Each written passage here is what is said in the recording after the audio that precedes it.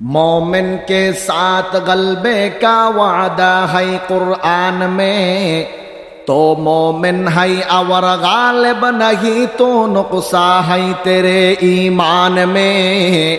तो मोमिन है और गालिब नहीं तो नुक्सा है तेरे ईमान में। मुसलमान भाईरारे आमार कथागुलो दिल दिया बुझबेन। कुरआनुल करीमेर 24 नम्बर सूरा सूरतुन नूरेर 55 नम्बर आयाते करीमार मध्य आल्लाह पाक रब्बुल आलामीन बर्णना करेन।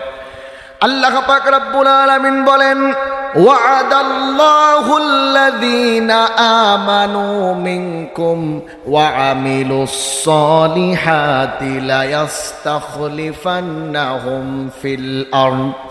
আল্লাহ পাক রব্বুল আলামিন বলেন, আমি আল্লাহ পাক রব্বুল আলামিন ওয়াদা করলাম গোটা পৃথিবীর ক্ষমতা আমি আল্লাহ তাআলা ইমানদার মুমিন মুসলমানদের কাছেই দিয়ে দেব।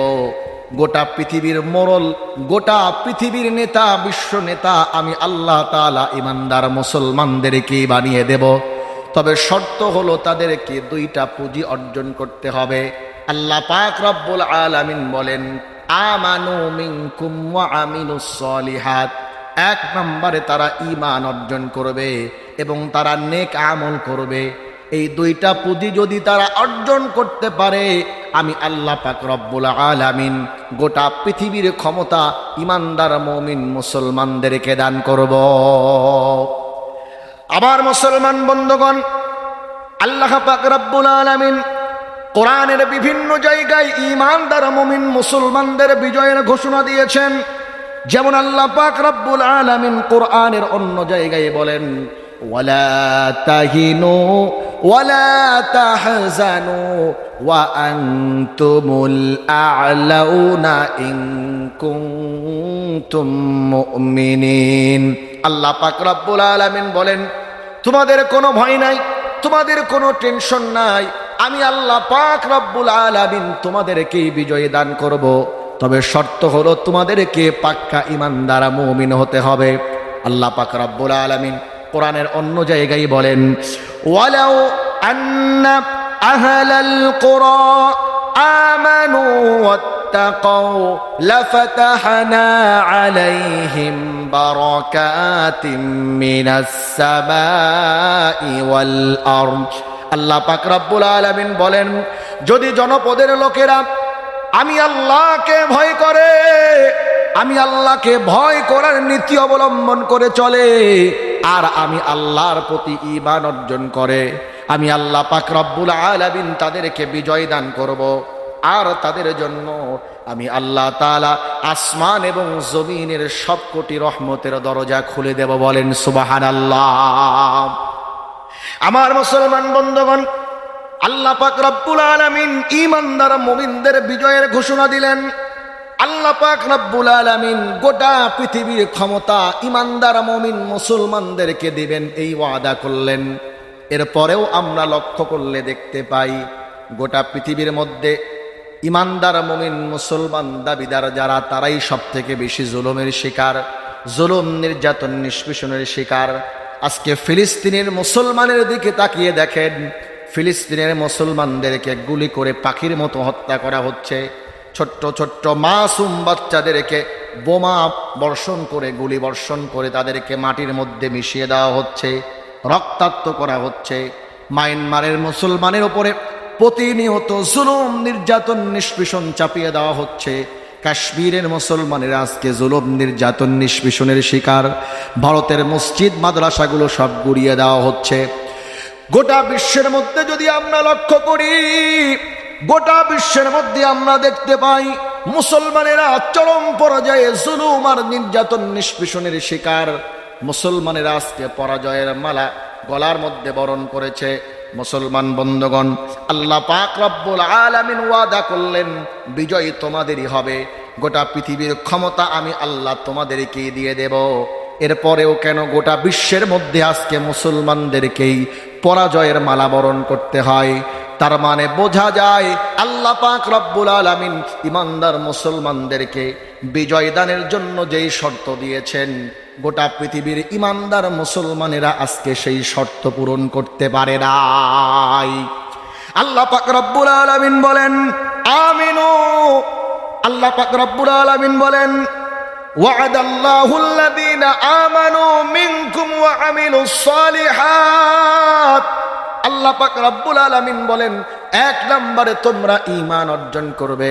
মুসলমান বন্ধুগণ, আজকে তো আমরা নিজেদেরকে ঈমানদার বলে দাবি করে বসে আছি, তবে যেমন ঈমান অর্জন করা দরকার তেমন ঈমান আমরা অর্জন করতে পারি নাই। কেমন ঈমান অর্জন করলে পরে আল্লাহর পক্ষ থেকে বিজয় আসবে, আল্লাহর পক্ষ থেকে সাহায্য আসবে। মুসলমান বন্ধুগণ, যেমন ঈমান অর্জন করেছিলেন আল্লাহর নবীর সাহাবীরা, অনুরূপ ঈমান যদি আজকে আমরা অর্জন করতে পারি, নিজেদের মধ্যে অনুরূপ ঈমানকে যদি জায়গা করে দিতে পারি, তবেই আল্লাহর পক্ষ থেকে সাহায্য আমাদের জন্য আসবে। সাহাবায়ে কেরামের ঈমান কেমন ছিল? আমার মুসলমান বন্ধুগণ, নিজের জীবনকে কুরবানি করে দিবে কিন্তু ঈমানকে কুরবানি করবে না। হযরত সুমাইয়া রাদিয়াল্লাহু তাআলা আনহা, ইসলামের সর্বপ্রথম শহীদ যাকে বলা হয়। মুসলমান বন্ধুগণ, কাফের মুশরিক বেঈমানেরা যখন জানতে পারল সুমাইয়া তো ইসলাম কবুল করেছে, সুমাইয়াকে জনসম্মুখে খুঁটির মধ্যে গরু ছাগলের মতো বেঁধে তাকে নির্যাতন নিষ্পেষণ শুরু করা হলো। আবু জাহেল বলে, সুমাইয়া, শুনলাম মুহাম্মাদের ধর্ম তুমি কবুল করে নিয়েছ, বাপদাদা পূর্বপুরুষের ধর্ম ছেড়ে দিয়ে মুহাম্মাদের একত্ববাদ খোদার ধর্ম গ্রহণ করেছ, কথা কি সত্য?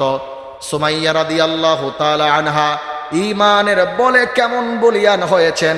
সুমাইয়া রাদিয়াল্লাহু তাআলা আনহা বলে দিলেন, হ্যাঁ, আমি আমার বাপ দাদার পূর্বপুরুষের সেই ধর্মকে পরিত্যাগ করে একমাত্র সত্য ধর্ম ইসলাম ধর্ম কবুল করে নিয়েছি, যেই ধর্ম কবুল করলে দুনিয়া এবং আখিরাত উভয় জগতে সফলকাম হওয়া যায়, এমন ধর্মই তো আমি গ্রহণ করে নিয়েছি।